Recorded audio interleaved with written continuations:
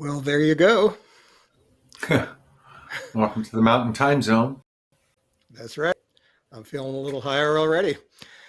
And that was the first set of the fourth show of the Dead and Company 2022 summer tour, the first of two nights at the beloved Folsom Field in wonderful, hippie friendly Boulder, Colorado. And I know friends of mine are already having a great time down there. They landed in Boulder yesterday and went to see Melvin Seals and the JGV last night. The town comes it becomes deadhead Disneyland for a few days when events like this are happening, and it's Very really a much wonderful so. environment. But before Yeah, we sure. tell you, yeah, let's run down the first set, and then we'll tell people why we're here, perhaps. All right. Well, we began with Bertha into Good Lovin', classic combo. New Speedway Boogie into Smokestack Lightning. Mr. Charlie, Ramble on Rose, with a little glitch in there toward the end. They Love Each Other, High Time, Thank You, Otile, and Let It Mm. Grow. And I felt like there was a little bit of a salute to Pigpen in there. Today being the 50th anniversary of the last time he went on stage with the Grateful Dead at Hollywood Bowl. Yeah, the first set was very early '70s intensive until they got around to "They Love Each Other." Well, that was early '70s in its original form. So uh, "Let It Grow," I think, was the latest one to debut in the Grateful Dead set. So yeah, some Yeah, really looking at that, that's very early 70s set here. yeah, Cool. some really vintage stuff. Anyway, what we're doing right now is the halftime show. It is called Dead Air with Lambert and Gans. That's because I'm Lambert and he's Gans, and we are going to be here at halftime of every show on the Dead and Company tour, and are so delighted to be doing this. Part of the purpose is to run down the set list. Part of the purpose is to talk to a wonderful guest at each show, a different one at every show, and that'll be coming up in a moment.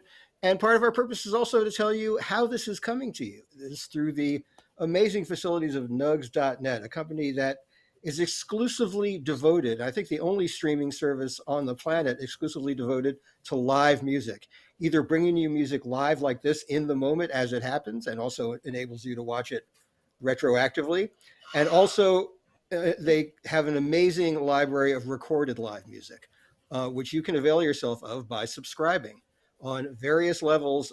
And there is a lot of Dead and Company. There is a lot of Grateful Dead family adjacent bands, Bob Weir and Wolf Bros, various others, a lot of great bands from what we call the jam band scene, but also artists like Bruce Springsteen and Pearl Jam and Wilco and so many others. If you go to nugs.net, you can get a look at what the roster is. It is thousands and thousands of pieces of music, and it is just tremendous.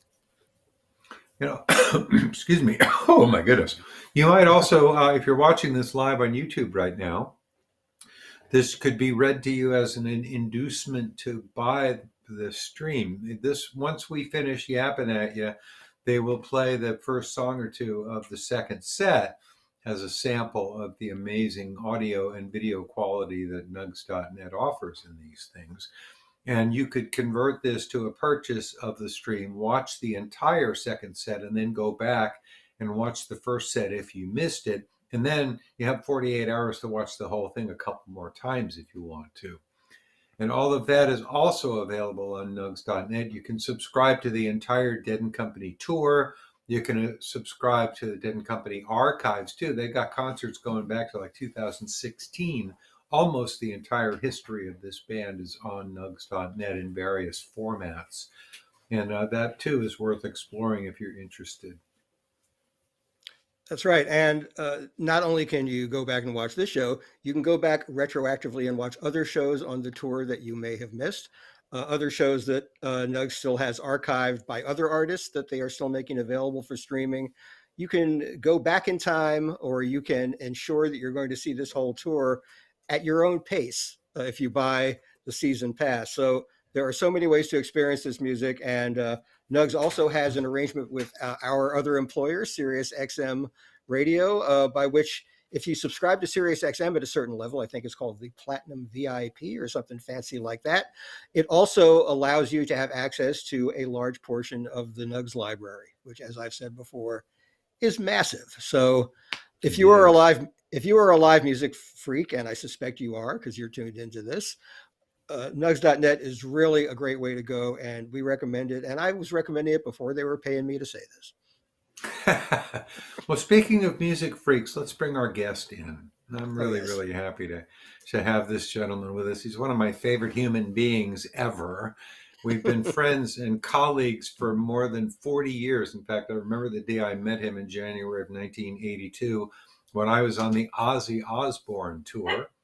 And he was right there in Boulder. We invited G to be with us today because he's a Colorado guy, and the Denton Company are in Colorado. So without further ado, please welcome G Brown to the proceedings. Hi, Hi, guys. G. Hey, G. And G is currently, I mean, when I met him, he was the music critic for the Denver Post, and he has a tremendous history as a music journalist. He is currently serving as the executive director of the Colorado Music Experience. Tell us what that's all about, G. Just at this stage of life, I find myself being more of a historian than a reporter, I guess. More behind me than ahead of me. And wanted to get some of this stuff down. Colorado Music Experience is a nonprofit we founded dedicated to Colorado music history. We have podcasts and interview-based profiles and many documentaries and photo galleries, all in the service of chronicling the history of our fair state. So I'm real proud of the work, and people seem to like it. So I hope people will check it out. It's Yeah, I read your. What's that? It's Say again. colomusic.org, colomusic.org. Thank you for the Thank you. ability to plug that. Absolutely. You bet. I see and always share your posts on the social media and stuff. You have a lot of this day in history kind of stuff, and the Colorado connection of various people. And it's like you might not think of Elton John as having a Colorado connection, but he recorded a couple of great albums in Colorado, right? That kind of thing. Three, and one of them, the gratefully titled Caribou. That's Uh, right. Well, there you done, go. done right up here outside of Nederland, Colorado. Yeah, and G, you are really our go-to guy on Colorado music history all the time. And the Grateful Dead have a vast Colorado musical history. They played a free show in Town Park or City Park rather in Denver. I think one of the very first times they got off the West Coast. They went to Denver and played there for free. And this year we're celebrating the 50th anniversary of their first show at Folsom Field. Their very first stadium show in Colorado was at Folsom. It was September of 1972. I was there. I was a freshman at the University of Colorado, and I confess I have no recollection of the set itself. I was more wowed by what was going on around me. I'm just a top 40 kid from Nevada, taking in the STP family partying right in front of me. They were the methamphetamine folks that lived up in the foothills, and they were having a good time, and everything else going around there. If I can expound just for a moment, the show Please. was memorable for two things. One, torrential rains, one of the greatest storms in dead history by my reckoning. I can't imagine it raining any harder anywhere else. And also, sitting at the back of the horseshoe at Folsom, that U-shaped stadium, had the vantage point to notice halfway through the set that there was this explosion at stage left, a geyser, if you will, of lids of pot, literally hundreds of them just exploding into the air. And we're trying to figure out what the heck's going on. And then moments later, the same thing happened stage right, another 500 lids of pot. They came with matches and papers in them. The band has always disavowed any knowledge of it. With David's help, I put together an oral history, if you will, of the show, people's recollections. One gentleman took credit for it. He was part of the Rough Riders, an organization. I'm not sure what their mission statement was, but they did manage to orchestrate this. He claims that they booked the Dead a couple of years prior. The UMC Ballroom is the smaller facility on the CU campus. He said for $800 they were able to book the Dead. But anyway, so many great stories. Some people swear to this day that the lids were dropped from a helicopter. Some people thought it was a flock of birds, and then they caught a bird. Oh, this is better. Uh, so many people just shared it.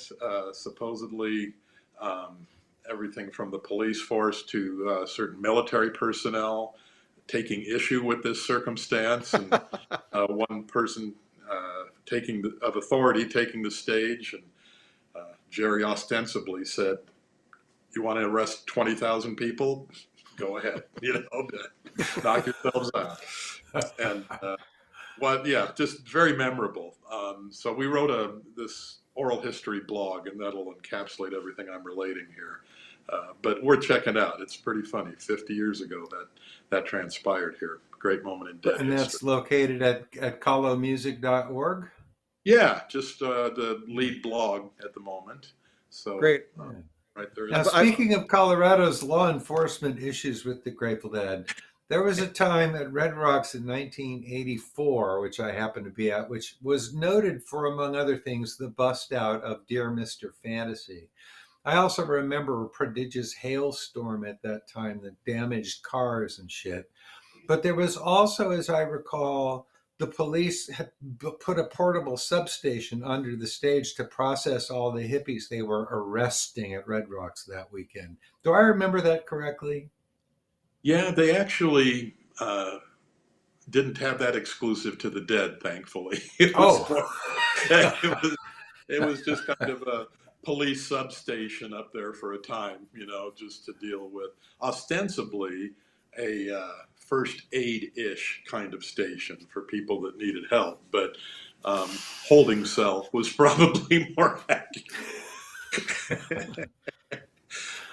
whatever's gone down in history between then and now, it does seem like Boulder rolls out the red carpet for the dead and the deadheads. Every time I've come to that town in the last couple of years, it's been nothing but sweetness. Yeah, well, yeah, in general, I hope since we're talking history and anniversaries and stuff, I'm making a sartorial statement here. I think you guys recognize this, right? uh, Indeed. So, 92 years That's right. ago, the Yeah. Dead's endorsement of the Lithuanian Olympic basketball team. But I thought I'd make a little sports reference because congratulations to the NBA champion Golden State Warriors from the Dead's home turf and David's, right? Um, and we allude to being here in Boulder for tonight and tomorrow night's shows. And Colorado is on fire with the Colorado Avalanche playing for the Stanley Cup. So what's going on right outside of Folsom is not just the typical Dead parking lot fare, but a lot of temporarily hockey crazed people as well. It's a nice intersection. Yeah, it's a fun time here in Colorado this weekend.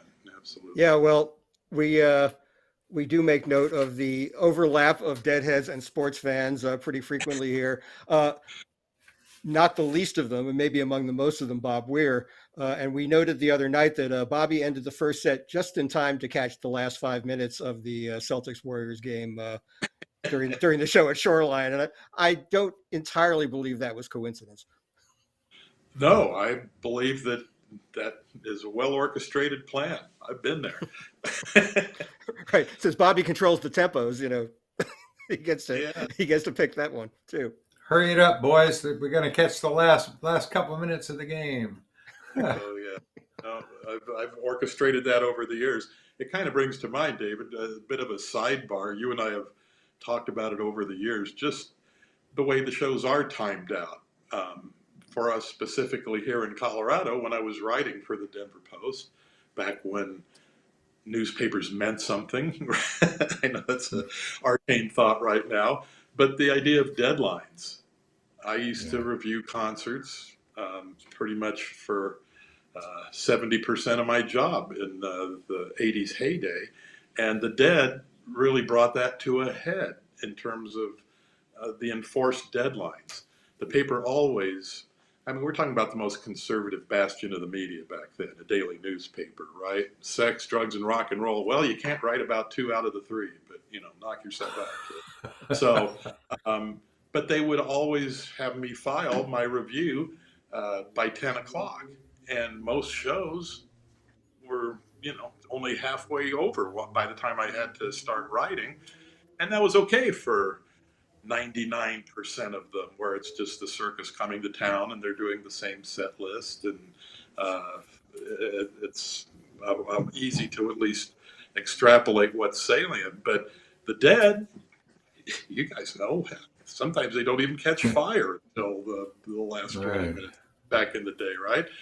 And it always irked me because they didn't make the baseball writers review games in the seventh inning, or a football game after the third quarter. But rock and roll, we were the stepchild, and go ahead, no one really cares. But the Dead brought it to a head. I was able to say, look, this is not the absolute you think it is.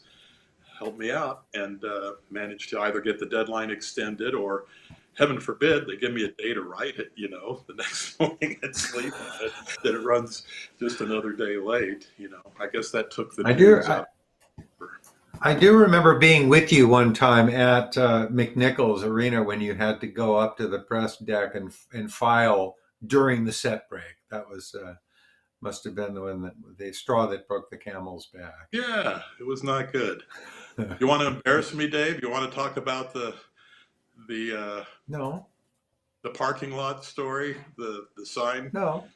You For can go ahead and 10 tell it on yourself. Wait, yeah, no, you put G, you put it out there. I think that's we can't turn that opportunity down now. Well, I think David has to embellish, but No, I'll tell it on him because it was pretty funny. Good. He as part of his description of the local color, he thought he saw somebody offering to trade food as in the form of vegetarian, fake meat tempeh for I don't know, something else. And it turned out it was actually somebody trying to trade tickets for Tempe, Arizona for something else. So I got to bust G's chops for that. talk about an honest mistake. Come on. Right. Or a slightly altered one, I guess would be more accurate. We get fooled by those little homophones all the time. That's it. Thank We you. had I'll tell another G Brown story. We had the greatest time. We went together on a press junket in November of 1982 to the Jamaica World Music Festival. I was the senior editor of Record Magazine, and G was the Denver Post guy, and it was produced by Barry Fay, who was his hometown promoter. And they put us up. Remember the Trial Golf and Country Club, man? It was like it had been a plantation 100 years earlier on the side of a mountain overlooking the Caribbean there, and that's where they put all of us on the press junket. And all the musicians had to stay in the crappy flight crew hotel over by the gig. So we just had the time of our lives, and everything ran really late, so we didn't bother sleeping. They thought they were punishing us. Who should we stick 6 miles off site? Out of the press. Media. It had a Man, up bar. Yeah, first and only. And that show was such a boondoggle in the first place, right? I mean, putting on a major festival in a third world country where the ticket price was more than the gross national product. I mean, it was fraught with production elements. The Dead was there. I mean, that was one of the highlights. They headlined one of the 3 nights. But there is a book on that one, David. I don't know if you've ever thought about that, but wow. Oh God, no. I wouldn't want to have to write that story. I did a lot of journalism around the first US Festival, which was a boondoggle of a whole different kind. That was a lot of fun. I didn't we do that one together too? Yes. Because Michael Jensen was the king of publicity, and we were his pal. So I got a helicopter ride at the US Festival. I got one too. I don't think we were on the same flight because No, there were I don't think so. a couple out. But we're in the flight and we're talking up the pilot a little bit. He's telling us about what's going on, and he lets on that his license has been suspended. This is the first time he's up in the air for in a couple of months. Saying, well, what happened to your license? It was Dorsey Wingo, the name you wouldn't remember unless I tell you he was the guy who decapitated Vic Morrow, the actor on the set of the Oh, Twilight Zone movie. Just a couple months before, we're up in the air with a six pack with Dorsey Wingo going, ah! It was that was Who was drinking the beers? oh Was he god. drinking? No, me and my buddies, but yeah, it's just interesting to have the pilot full disclosure in wow. mid-flight. Oh So, god. so G, tell us a little more about the Colorado Music Experience. You know, what some of its most attractive features are, what people might want to check out there the most. Well, I we've got a lot of dead-centric material that I'm fiercely proud of, and again, props to my dear friend David for helping assemble a lot of this. We've got a mini documentary. It's about 20 minutes of duration, but the Dead's entire arc in Colorado.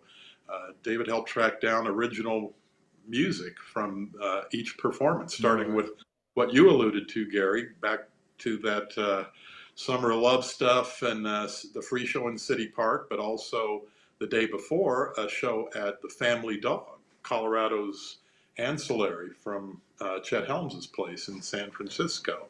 And then on and on. The Folsom show in 72 is about number 4 in the chronology, and it takes it all the way up to the McNichols Arena shows in 1995. So that's a very, very popular thing. We've got a lot of the, uh, is progeny the right word for Fish and Widespread Panic and other bands of that ilk? Out here in Colorado, we're kind of jam band central in a lot of ways. So it's nice to have information about not only our local boys, String Cheese Incident, Leftover Salmon, Yonder Mountain String Band, acts of that ilk, but also Panic and Fish. So those things are great. We're always scrambling. One thing that uh, I'm very proud of this year, we have figured out a way to post audio content, uh, tracks from classic venues or in studio performances at now defunct radio stations. Managed to track down these archival recordings, and that's fun. Dave, you know the drill. Instead of writing about music, it's kind of nice to just play once in a while to prove your point. So that part's good. So Oh, yeah, that's good. That's great. you guys have been such a fantastic support. We've been doing it for 3 or 4 years, and thank you again. It's meant a ton, and people are ape crazy about it, if I say so myself. So Okay, very could you gratifying. talk a little bit about the series of books that you've been doing? You put out a book with each one with a year's worth of everything that happened in the music business. They're like giant, dense volumes of everything. They're super cool. Well, thanks, David. The series is called On Record, and it's specific, as it's turned out, about the era of hard goods. I didn't really have that in mind as I was doing it. This is every year. I have the ambition of doing this as a series covering 1978 to 1998. Got the first 3 volumes out for 1978, 84, and 91, and it's basically the year in releases, album or CD releases in those years, predicated on the archival photography that I curated and the interviews I did. I remember all the fun we had, Dave, but it turns out I worked pretty hard. I did 3,248 interviews in my 26 years old. Wow, Yeah, and did, that's a you know, lot. well, it's interesting covering it like a beat. That was the Yeah, gift of being with the newspaper and covering everything, not just what I yeah. wanted to write about or had been assigned, just pretty much feeding the machine. And I own all that stuff, as it turns out, and that photography is one of a kind archives. So, yeah, laying it out there, and I'm fiercely proud of it. It's won a lot of awards.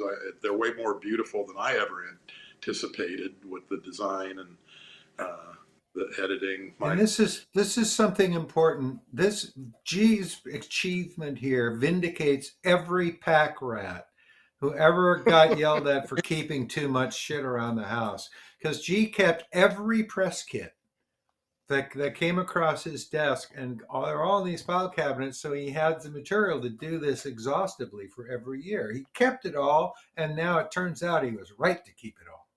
Oh, Well, I'm so glad to hear that because I'm in the process of emptying out my house, and part when I feel guilty about parting with things, I'll remember G as an example.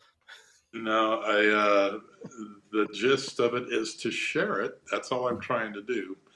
We're publishing it through our nonprofit. And to your point, David, St. Bridget sends her love, by the way. she's Right she's the back one you at should you, be man. interviewing about that stuff. Fantastic. Well, I am told the band is starting to walk back toward the stage. We still have a few minutes, I think, but just by way of winding this down, any special projects in the offing right now, G, with Colorado Music Experience or anything else? Oh, I think we've covered it. This book series in particular is pretty ambitious. If I can pull it off, we've got these first 3 volumes out, but ostensibly, I've got the resources to do 21 volumes, and I'm writing number 14 right now, and we'll see if I can get it to the finish line. So, yeah, that's enough. It is fun. I mean, it's a ton of work, but what else would I be doing except bugging you guys? So, Feel free to bug anytime. Well, all right. I also just want to point out that one of the high points of my music journalism career was the day that you and I interviewed Bob and Doug McKenzie together. we had our time. It's the wigs, right? That was they had the best wig person in the business. That's true. Well, you know, we're talking about books, Dave, you've got one in the hopper, right? I do. I have a book of my Grateful Dead photos that's going to come out in the fall called Improvised Lives, 1972 to 1985. Thank you for giving me an excuse to mention that. Well, the excuse is for me to tell you about the research I was doing on a retail level. I was in a bookstore this morning, and a gentleman approached the female clerk. He said, "Miss, I'm looking for that new book about men with small penises. I'm sorry I can't remember the title." He said, "I don't think it's in yet." He said, "That's it. Can you order it for me?" Thank you. Thank you. he's here all week, folks. Oh, man. And that right there is why back in the day, Sue Satriano's Rolodex had him listed as Dial-A-Joke. Well, I don't think we can top that. So, G, we'll just Thank thank you you for for the being here. Always good to see you. Great to talk to you. Thanks, man. Take care. Much love. And I guess we're going to go back to the stage. Remind you to keep watching on nugs.net. We'll be here every night. Check out nugs.net for all the other great music you can get there. And we're going to see you again tomorrow night from Boulder with a different guest. David Lemieux is joining us. So we're looking forward to that. That's right. And thanks for watching tonight. Enjoy the rest of the show. Thank you, G.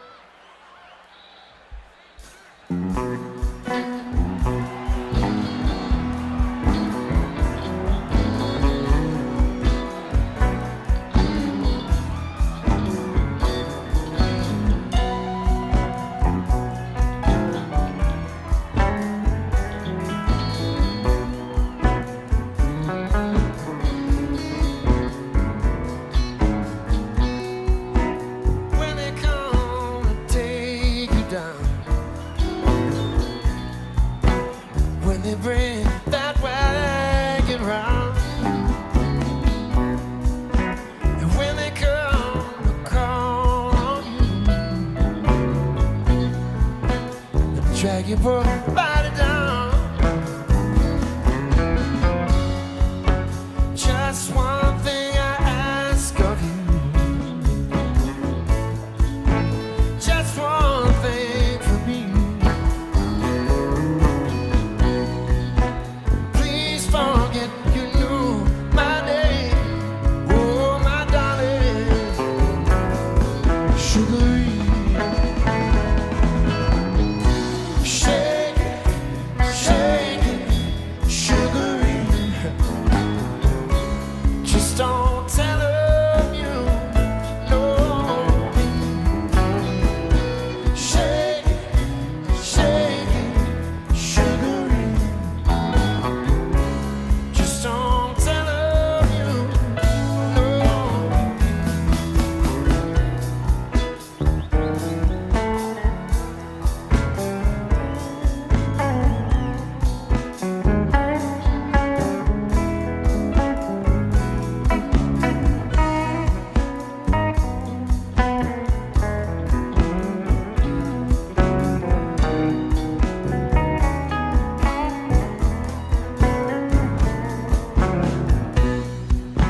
You thought you was a cool fool and never could do no wrong. You had everything sewn up tight. How come you live with all that long? Just one thing I ask of you. Just one thing for me.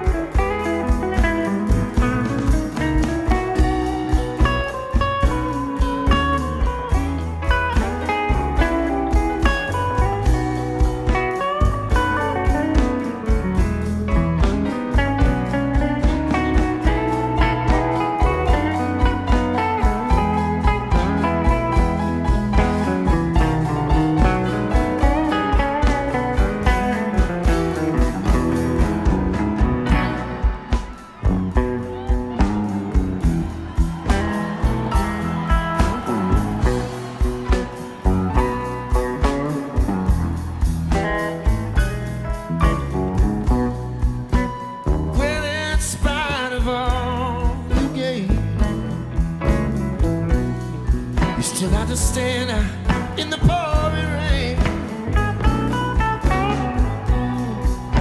See, one last voice is calling you, and I guess it's time you go. Just one thing I ask of you, just one thing for me.